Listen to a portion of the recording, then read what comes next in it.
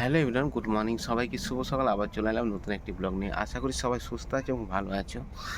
বেশ শরীরটা খারাপ রয়েছে, মানে চোখ মুখ দেখে বুঝতেই পারছো। গত পরশু তো মায়ের আরাধনা শক্তি সাধনার দিন ছিল। মাকে মায়ের সেবা করার দিন। সেবা থেকে বঞ্চিত ছিলাম, কিন্তু মায়ের কাছে ছিলাম, মায়ের সাথে আনন্দ করেছি, এটি আমার কাছে বিশাল ব্যাপার ছিল। তো যাই হোক, সারার জায়গা ছিল। কালকে মানে এত পায়ের যন্ত্রণা, আমি উঠতে পারছিলাম না। মানে আমার এক পা চলতে কষ্ট হচ্ছিল। তারপর আস্তে আস্তে রাতে নর্মাল হয়, হালকা হালকা করে কমে। এখনও ব্যথা আছে হালকা হালকা, তবে সারা রাত গোটা শরীরটা জ্বলছিল, জানি না কেন। তো এখন ঠিক আছে। তো চোখ মুখ দেখে বুঝতে পারছো যে আমি ভালোভাবে ঘুমোতে পারিনি, আর সত্যি পারিনি। আমাদের কালকে মাকে নিরঞ্জন করব। আমাদের একটা মন্দিরে রীতিনীতি আছে যে মা ফোঁটা নিয়ে মা শ্বশুর বাড়ি যায়। তো মা আমাদের কাল শ্বশুর বাড়ি চলে যাবে। খুব কষ্ট হচ্ছে, যে ভাবতে কষ্ট হচ্ছে। মা এলি, তুই সেবা করতে পারলাম না, তোকে জড়িয়ে ধরতে পারলাম না, তোর চরণে মাথা ঠেকাতে পারলাম না। খুব কষ্ট হচ্ছে এই জিনিসগুলো যখন ভাবছি। কিন্তু কিছু করার নেই, যেটা যখন সেটা সে পরিস্থিতি মেনে নিতে হবে। তো মাকে বিদায় দিতে হবে কালকে, এই বছরের মতো। এটি আমার কাছে একটা দুঃস্বপ্নের মতো।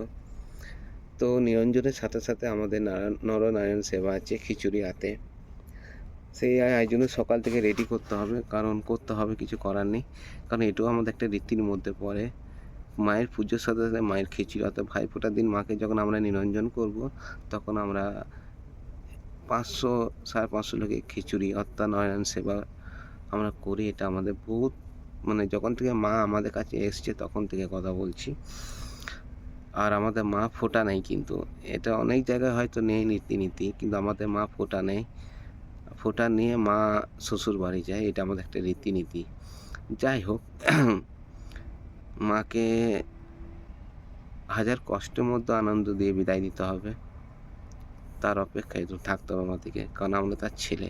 সত্যি কথা বলতে কি জানো তো, যে আমাদের মা যিনি আছেন, আর আমার গর্ভধারিণী মা, আমি কখনো আলাদা চোখে দেখিনি, বিশ্বাস করবে না। যেমন আমরা গর্ভধারিণী মাকে সবসময় প্রণাম করি, কি করি না, সেরকম এ মাকেও সবসময় প্রণাম আমি করি না। অনেকে করে, আমি করি। কেন বলো তো? আমারই তো মা, আর তার হাত তো আমার সবসময় মাথার উপর আছে। তো মাকে প্রণাম করলেও মা করে, যখন মনে হয় তখন 500 বার করি, সেটা কথা নয়। করি না, না এটা নয়, করি। কিন্তু এই নয় যে সবাই করছে বলে আমি করবো, এরকম না। আমার যখন মনে হয় আমি তখন করি। হয়তো সারাদিনে 5 বারও করতে পারি, 50 বারও করতে পারি, নাও করতে পারি, এরকম হয়। যেন মাকে প্রতিদিন প্রণাম করি, সেরকম একদমই না, তবে করি। আর আমি এটাই বিশ্বাস করি, আমার মা যেমন আমার গর্ভে, যেমন আমার মায়ের হাত যেমন আমার মাথার উপর আছে, আমার এই মায়েরও তার হাত আমার মাথার উপর আছে। আমি বিশ্বাস করি, আর আমি ফিল করতে পারি, জেনুইন কথা বলছি, ফিল করতে পারি। মা আমাকে অনেকবার স্বপ্ন দিয়েছে, যখন কি হয়েছে, কোনো কিছু সমস্যায় পড়তে হয়, মানে মন্দিরে হয়তো পুজোতে কোনো একটা মানে প্রবলেম হতে পারে, মা আমাকে ইঙ্গিত দিয়ে দেয়, একটু একটু হলে হিংস দিয়ে দেয়। আমি বুঝে যাই কি হতে চলেছে। আমি সবাইকে বলি সেটা সাবধান থাকতে। বলে না যে এই বছরের ছুত আছে, মানে ছুত রয়েছে, তো এবছর আমি কিছু পাইনি। মাকে স্বপ্ন বলে না, ছুত থাকলে মা আসে না তার কাছে। তার মানে এইটা নয় যে মায়ের আশীর্বাদে হাত সরিয়ে নেয়, একদম না। আমি এখনই ফিল করি যে আমার এই মা, আমার তার হাত আমার সবসময় মাথার উপর রেখেছে। খুব মানি মাকে, জেনুইন কথা বলছি। বেশ কয়েক বছর আগেকার গল্প, মানে 15 বছর হবে, বর্ষার দুপুরেই হবে। বসে আছি, হঠাৎ দেখছি মানে মা কালীর দিকে মন চলে গেল।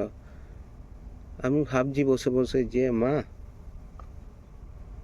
আমরা কেমন ছাদের তলায় রয়েছি, পাকা দলানের তলায়, মা কেমন পড়ে রয়েছে ফাঁকা, মা পড়ছে বৃষ্টিতে। খুব খারাপ লেগেছিল সেদিন। তো আমাদের ছেলেগুলো তখন 6-7 জন ছিল। তো আমরা 6-7 জনই ব্যাচ ছিলাম একটা, মানে ছিল আরও, সেগুলো বাইরে চলে গেছে।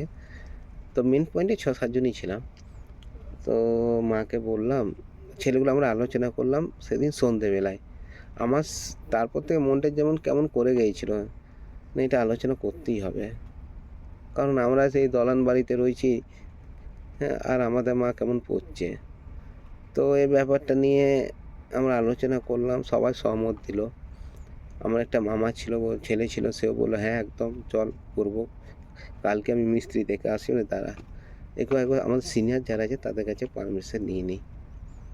তো তারপর আমরা সিনিয়রদের কাছে গেলাম, তারা বললো হ্যাঁ করতে পারলে কর, এখন কর, তারপর পরে দেখবো যদি কিছু করতে পারি তো করবো। এই হচ্ছে ব্যাপার নিয়ে আমরা তার পরের দিন মিস্ত্রি দেখতে চলে গেলাম, আর ঢালাই পোলগুলো অর্ডার করতে গেলাম কটা লাগবে না লাগবে। নিজেরা সেই ঢালাই পোলগুলো গাঁথার জন্য নিজেরাই গর্ত করলাম, সবাই মিলে। গর্ত করার পর মায়ের একটা ছোট্ট করে টেক্সচার সরে মাকে শুধু আটকে রাখার জন্য, মানে যাতে বৃষ্টিতে না ভিজে, রোদে না কষ্ট পায় তার জন্য। বেশ 2 বছর 3 বছর এইভাবে রইলো। আমরা আমাবস্যার পুজো শুরু করলাম, আমরা 3-4 জন মিলে শুরু করেছিলাম। এখন আমরা 2 জন আছি বর্তমান সময়ে। তো ওইটা হওয়ার পর আমি আমার 3-4টা বন্ধু মিলে আলোচনা করলাম, চল মায়ের তো একটা থাকার মতো জায়গা হয়েছে যেখানে মা রোজ জল পাবে না। তো আমাদের সব মন্দিরে আমাবস্যায় পুজো হয়, তো আমাদের মন্দিরে চল প্রত্যেক আমাবস্যায় একটা ছোট্ট করে পুজো করি। কত লাগবে? প্রতি মাসে 50 টাকা করে লাগবে শুধু পুজোর দিনে। কেউ মন্দিরটা ধুয়ে দেবে, বাজার করে দেবে, কেউ পুজো করে দেবে। এরকম একটা নিজেদের মধ্যে একটা আন্ডারস্ট্যান্ডিং করেছিলাম। সবাই মিলে বলল হ্যাঁ ঠিক আছে। প্রথম পুজো যেদিন মানে আমাবস্যার পুজো হয়, যেগুলো 12 মাসে আমাবস্যা যেটা পড়ে, সেদিন রাতে পুজো করেছিল। তো আমি বলছি না, মায়ের পুজো প্রথম অমাবস্যা যেহেতু রাতেই হোক। তো কে পুজো করবে, মানে কে উপোস করবে? আমি তখন উপোস করতাম, রাধা অষ্টমী তখন রাধা অষ্টমী ধরিনি, পালন করতাম। জন্মাষ্টমী করি, দুর্গা অষ্টমী করতাম। তো আমার কাছে কোনো ব্যাপার ছিল না উপোস করাটা। যদি শরীর সুস্থ থাকে তাহলে তো কোনো ব্যাপারই না। তো আমি করবো উপোস, হয়ে চিন্তা তোর জিনিসপত্র যদি পাশে থাকবে, বাকি আমি করবো। বিশ্বাস করবে না, সে রাতটা যেদিন প্রথম এই 12 মাসে অমাবস্যা যেগুলো পড়ে, সে যেদিন প্রথম আমরা পুজো করেছিলাম না, আমার শরীর শিউরে গিয়েছিল। যে বলে না অনেক মা এটার জন্য ওয়েট করছিল। এইভাবে কিছু গেল, বেশ বছর 2 হলো, মেয়েরা সবাই পুজো দিতে আসতে শুরু করলো আর কি। তো জায়গাটা একটু শর্ট হতে শুরু করলো। তখন আবার নিজেরা পরিকল্পনা করলাম যে মন্দিরটা মানে সাইডগুলো একটু বাড়াবো। তো তারপর সবাই মিলে আলোচনা করলাম, বড়দেরকেও সেটাও জানি, যেহেতু আমরা বিশ্বাস করি মাথার উপর একটা ছাদ আছে, ছাদ আমাদের সিনিয়ররা। তো তারপর শুরু করলাম তাদের কাছে পারমিশন নিয়ে, তারা বলে হ্যাঁ কর। কেউ পাথর দিল, সিমেন্ট দিল। তো সবাই সাপোর্ট করেছিল, মানে আমাদের কাছে সেরকম, আমাদের শুধু পরিশ্রমটা হয়েছিল যেটুকু, কিন্তু সাপোর্ট সবাই করেছিল বড়রা। তো সেটা শুরু করলাম, একটু চারদিকটা বাড়ালাম, বেশ সুন্দর হলো। মন তো আমার একদম আনন্দে ভরে গেল যে এই জিনিসটা মা এটার জন্য অনেক দিন ওয়েট করছিল, এটা আমার মনে মনে হচ্ছিল। তারপর আস্তে আস্তে বিগত 5 বছর 6 বছর হলো এইভাবেই কেটে গেল। মায়ের ভক্তের সংখ্যা বাড়তে শুরু করলো। অনেক পুজো করছিল মায়ের মন্দিরে অমাবস্যাগুলোতে। প্রথম অমাবস্যা শুধু 12 মাসে প্রথম অমাবস্যা যখন যে অমাবস্যা শুরু করেছিলাম সেটা শুধু রাতে, বাকি সব দিনে হতো। নিয়ে হলো তারপর আস্তে আস্তে আস্তে আস্তে জানি না মায়ের লীলা, মা যখন যা চায় তাই হবে, কে আটকাতে পারে, কার ক্ষমতা আছে। মা এখন মায়ের একটা মন্দিরে হলো, মন্দির হওয়ার পর বেশ মন্দিরটা প্লাস্টার করে রাখা হয়েছিল, আর তার মধ্যেই মা আসছিল। বেশ গত বছর 2 বছর ধরে সে মন্দিরেকে সুন্দরভাবে সাজিয়ে তোলা হলো। মানে অনেকে ডোনেট করেছে, মানে ডোনেট নিজেদের লোকই করেছে, হ্যাঁ। তো এখন মা তার সুন্দর একটা রাজভবনে রয়েছে, মানে আমাদের মন্দিরের সম্পূর্ণ ভিতরটা টাইলসের কাজ রয়েছে।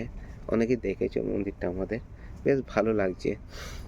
এই যে মায়ের মানে এই ঘর শুরু করার থেকে বলে না যে মা এই জিনিসগুলো ওয়েট করে থাকে, কারো হাত দিয়ে সেটা করাবো, জেনুইন কথা বলছি। মানে এটা আমার ভাগ্য যে মা আমাকে সে সেবা করতে দিয়েছিল। সবাই করেছিল সাপোর্ট, একদম এটা বলবো না যে কেউ করেনি, সবাই সাপোর্ট করেছিল, সবাই পাশে দাঁড়িয়েছিল। পরিশ্রম করেছিলাম আমরা, এটা ঠিক। শুধু আমরা নয়, আমাদের সিনিয়র যারা আছে, এমন এমন কিছু মানুষ আছে তারা কন্টিনিউ মানে আমাদের সাথে ছিল, কন্টিনিউ ছিল। খুব ভালো লাগে যে একটা সময় ছিল মা রোদে পড়ে থাকতো। মায়ের ম্যাট পচে যেত, কাঠামো যেটা বলে সেটা পচে যেত। আবার কাঠামোটা নষ্ট হয়ে গিয়েছিল জলে পচে। আমরা নতুন করে কাঠামো তৈরি করেছিলাম যে, না মাকে আনবো, ভালো করে আনি। এই জিনিসগুলো না যখন ভাবি না গায়ে কাঁটা দিয়ে দেয়। মা তো রয়েছে আমাদের কাছে। তার ইচ্ছাতে সবকিছু হয়েছে। তো পুজোর দিনে খুব টেনশনে থাকি যে পুজোয় যেন মায়ের কোনো একটু ত্রুটি না হয়ে যায়। কোনো কিছু ভুল না হয়ে যায়। কারণ কিছু ভুল হয়ে গেলে কি হবে জানি না। মা আমাদের খুবই রেগে যায় কখনো। পাগলামি করে। আবার কখনো তেনার মানে এমন তার মুখটা দেখলে মনে হয় সবসময় সে হাসছে। এমন একটা লাগে। তো ভয় লাগে আমাদের পুজোর দিনে। আমরা মানে খুব মানে সাবধানে কাজ করি যাতে কোনো কিছু যেন আমাদের ত্রুটি না থাকে। বামুনকে কন্টিনিউ আমরা বলে যাই যে, "সব জিনিস দেখো যেন মায়ের কোনো ত্রুটি না হয়, কোনো সেবা থেকে ত্রুটি না হয়।"